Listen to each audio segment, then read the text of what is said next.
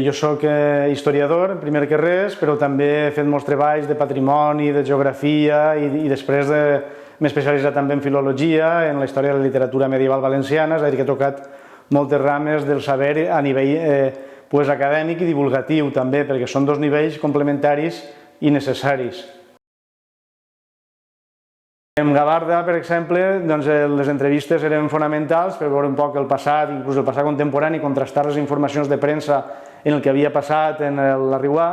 i també, per exemple, es van aportar les ames de casa en receptes i plats de gastronomia, que és molt ric allí, que van incorporar al llibre, i coses curioses, no sé, i també està Sant Antoni de Gavarda, hi ha altres cançons i coses típiques, no només és la cultura històrica, sinó també la cultura tradicional de cada poble, el que cal incorporar a aquest tipus de publicacions. En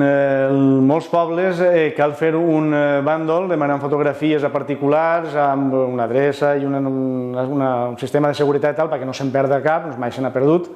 però en aquest cas ja en el mateix Manuel es va fer una replegada, hi ha pobles que tenen un fons fotogràfic antic i Manuel disposava d'un ric fons fotogràfic antic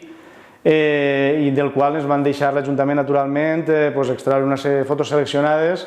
per a representar les diferents èpoques, activitats, etc. Per exemple, una de les més boniques és una partida de pilota en la plaça de principis del segle XX.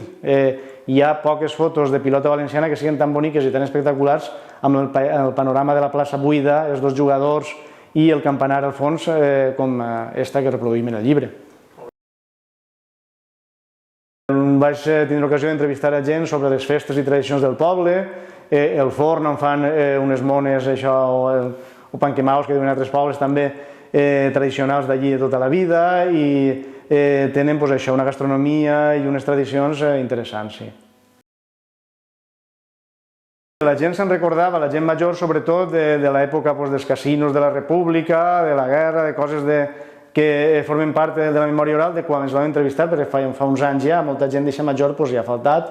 però totes aquestes coses que van aportar estan incorporades al llibre i les tindrem per a sempre.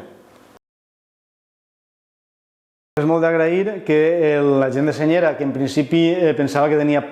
poca història el poble, entre les fotografies que han aportat, el que van contar a nivell anecdòtic i tota la documentació que hi ha d'arxiu, que sí que és molt important, ha sigut un llibre dels més grossos i més bonicos que he publicat jo mai.